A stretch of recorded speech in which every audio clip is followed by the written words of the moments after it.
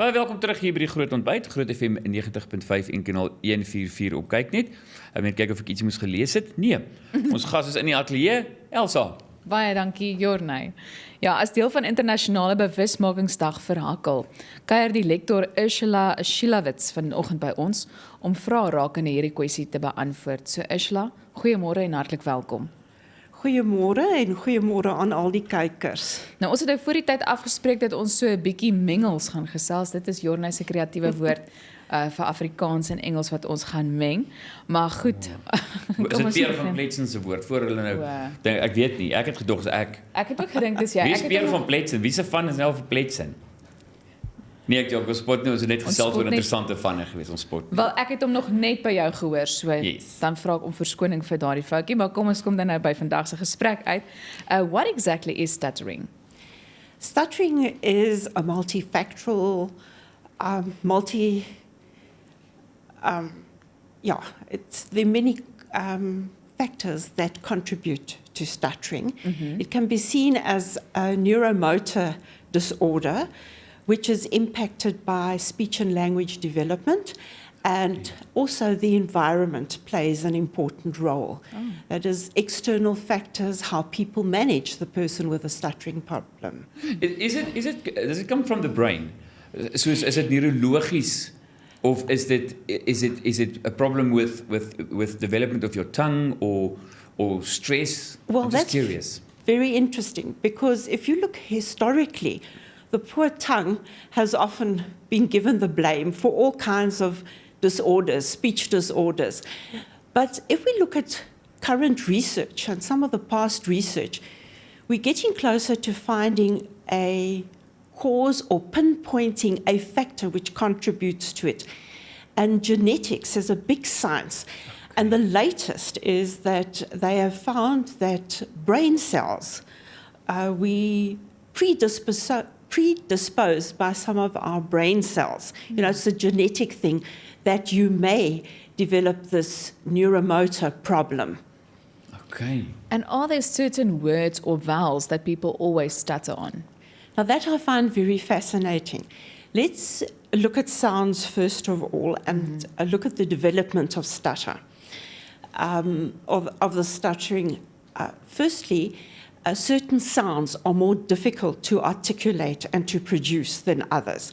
And that is in all languages, especially like in our tonal languages, where you have one word, but depending on where you place the emphasis, you might stutter more on that word. We know that vowel sounds have a hard onset, and we know that a lot of our plosive sounds, you need to build up a lot of intraoral pressure. And that might make them more difficult to produce. But what normally happens is a person is disfluent, they start anticipating that they might get stuck on a word. I might on a day get stuck on book. So for a long time, I know I must rather refer to reading matter or use some other word. And in other cases, the person then eventually decides after a while, but it's not just the word book I must avoid or anticipate I'm going to stutter on.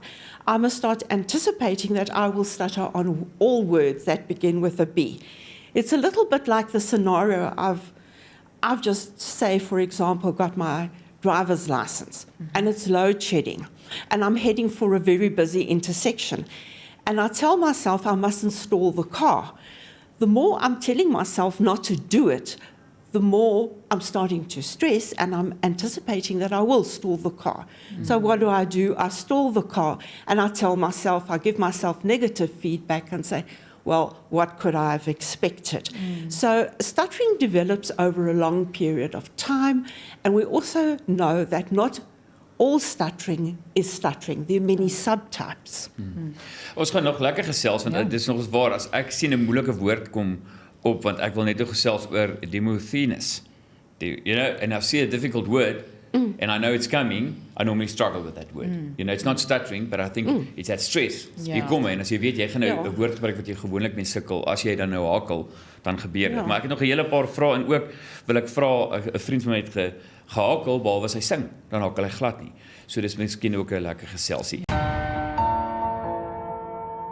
As deel van Internasionale bewusmakingsdag vir hakkel, fokus ons vanoggend op hierdie spesifieke kwessie en wat 'n voorreg om die lektor Ursula Zsilavecz by ons in die ateljee te hê om verder daaroor te gesels. Weereens welkom. Dankie.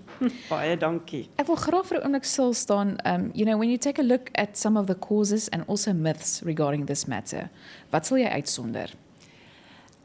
Wat ek sal uitsonder is, as ons begin by mythes, myths, there are strange myths, like, for example, that the tongue is too big. And long ago, they had the most vicious operative procedures that they conducted to shorten the tongue or take a piece of the tongue out. So there are very strange things that they did. Some folklore was that it's the food you ate as a child. Some think it's karma, some think it's the evil eye. Others had thought, well, when I tickled my baby, so that's why he or she has a stuttering problem now. So there are many myths, and we know that it is definitely not true. Causes of stuttering, I think, if we look at it, is your predisposition, your precipitating factors, and perpetuating factors. So a large part of the stuttering, developmental stuttering, is because you have a family history. You might have a parent. Then there are also risk factors. Then during the developmental phase of speech and language development, you have a fragile system, and some people just haven't got the capacity to cope with the development. And then, of course, we have the environment. It might be that something tragic has happened in the family, or it just might be incorrect management, incorrect reacting to this normal disfluency, which eventually becomes a full-blown stutter. Hier's 'n vraag op WhatsApp wat sê, baie interessant, sy sê my man hakkel as hy oor die foon praat of met hulle pastoor, maar anderster hakkel hy glad nie. So is dit spanning of jok hy vir die pastoor? Nee. Ek dink oor die jare het hy geleer om sy hakkel te hanteer. So hy het sy krikke om vlotheid te behou. Maar daar sekere situasies wat hom onder soveel druk plaas dat hy amper nie 'n keuse het maar om onvlot te wees. En sommige mense is net so dat hulle nie goeie luisteraars is nie, of hulle is in autoriteit en 'n mens het amper 'n bietjie angs en ek voel ek moenie voor hierdie persoon hakkel nie, ek moet vlot wees. En hoe meer spanning ek opbou, hoe beter is die kanse dat ek gaan hakkel. Dis interessant. Iemand sê, why do I stutter more when I get worked up? That's the first one. And also when I retell events that happened in the past. And this message was, and it's from Marika. That's quite interesting. Okay, so The first one is when he gets worked up. I think in many cases when we are angry, we've got so many thoughts, and it's almost like it's our brain can't progress or process fast enough. And we don't know, so we just get into this, and we're anxious and we're angry, and it's the emotional component as well. And so I think that is, so if you're relaxed, I think, if I may just make a comment here, I think people tend to think, and we all measure ourselves against hyperfluency. And I always tell everybody that your news readers, your journalists, the people who do interviews, they are hyperfluent because they've been trained to be hyperfluent. Nothing will bother them. I mean, sometimes they do pronounce a word incorrectly, but they quickly self-correct, it doesn't bother them. But over the years, the person who stutters, he keeps on reacting to the moment that he stuttered, and he then anticipates in the next situation, I'm also going to stutter, I'm going to make a fool of myself. So it's this prediction which makes it worse. Ons gaan nog 'n bietjie gesels net oor mans en vrouens en ook die statistiek van hoeveel mense hakkel net in Suid-Afrika. 'n lektor van die Universiteit van Pretoria, Ursula Zsilavecz, kuier vanoggend in die ateljee as deel van Internasionale bewusmakingsdag vir hakkel, om oor hierdie kwessie dan nou te gesels. And I would like to ask you, you've referred to developmental stutter. What do you mean by that? Okay, people tend to use the word stuttering very broadly. It's almost like an umbrella term. But we know that there are different subtypes of stuttering, and many people present with stutter-like symptoms. Now, we often find stutter-like symptoms in people who suffer from Tourette's syndrome, Down syndrome, Asperger's. Not all of them, it's not a given, but just some people are more disfluent than others. And then we also find in very rare cases, you might find a neurogenic stutter, which is after a trauma, an incident, where you've actually been in an accident. You might also find a psychogenic stutter, which is also from a very loaded psychological traumatic situation. But these cases are very rare, but they're often misdiagnosed and referred to as a stuttering problem. And then we also have, there's a high frequency of people who have a cluttering problem. And cluttering is similar to stuttering, but it's managed very differently. And it's often underdiagnosed and often referred to as stuttering. Ek het nou vroeër gesê vir my vriend wat kon sing, en dan hakel hy nie, anders raak hy nie, iemand toe ook Hanlie step siek, dis ook interessante van. Hy het ook gevra, jy weet, ook as mense wat hakel, as hulle sing hakel nie. Is that just a brain thing? Ja, dit is 'n neiging, dit het te doen met die brein. Want as 'n mens daaroor dink, dis 'n ander area. Elke keer wat ek met iemand praat, moet ek 'n nuwe boodskap genereer. As jy sing, ken jy die liedjie, jy's ontspan. Daar's ritme. En soos ek sê, dit word in 'n ander deel van die brein geprosesseer. En daar's geen druk op jou om, as ek die Engelse woord mag gebruik, om te perform nie. Nou, jy's ontspanne. En dis dieselfde, baie volwassenes sal sê, as ek met my troeteldiere praat, as ek met 'n ondergeskikte praat, is ek vlot, of daar's baie min hakkelmomente wat voorkom, maar dit het daar te doen met wat jy voorspel om te hakkel, of jy is ontspanne en jy dra net jou boodskap oor. Dis hoekom ek glad nie hakel as ek met ons tegniese span gesels nie. Elsa. Nou, is nou groot ontsteltenis Ja, ek daar hoor, binne. daar was nou die vloekwoorde sonder enige hakel. Dit het uitgevloei in my oor. Ja, kom ons noem dit maar alliterasie vir die dag. Ja. Net voordat ons stop met hierdie deel, dalk net so 1 of 2 syfers wat jy met ons kan deel in terme van hoeveel mense met 'n hakkelprobleem sukkel in Suid-Afrika miskien. Okay, ek gaan vinnig begin om te sê, daar's omtrent 70 miljoen mense wat wêreldwyd 'n hakkelprobleem het.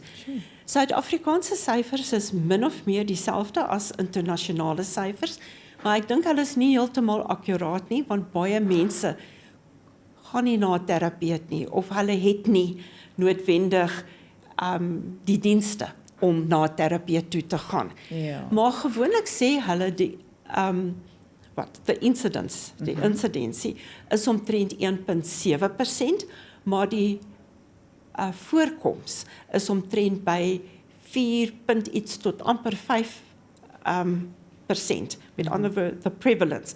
So dit beteken dat op hierdie huidige stadium is daar miskien amper 5% van die bevolking wat 'n hakkelprobleem het of wat onvlot is. Maar eintlik is daar net amper 2% wat gaan aanhou hakkel. Ja. Nou, want daar's baie mense wat herstel, as 'n mens kan noem, veral kinders. Ja. Daar's risikofaktore of daar is, predictors, wat vir ons sê, hierdie persoon gaan moontlik verder ontwikkel. Maar ander gaan spontaan herstel. Ons het nog 'n hele paar vrae wat ook deurgekom het, maar bly inskakel vir jou nuusvertrekke.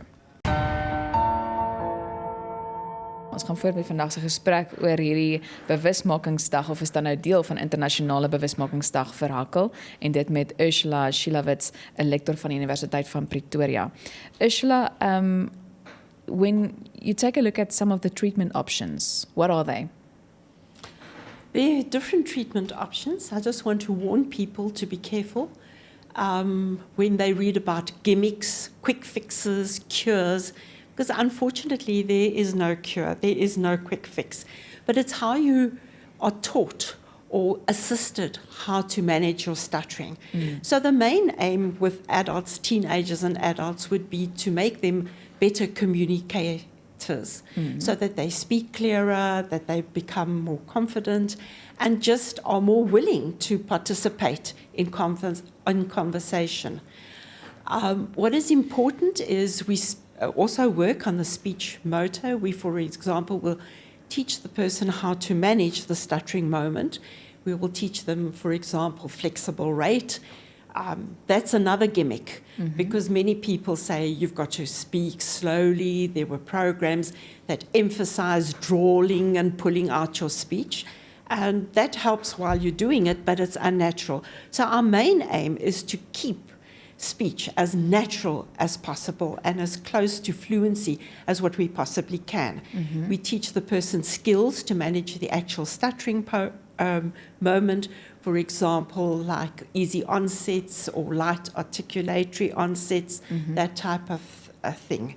And then, of course, the main thing is helping the person. We're not psychologists, but helping the person to understand his stuttering, to give them information about stuttering, how they perceive stuttering, and their thoughts about stuttering.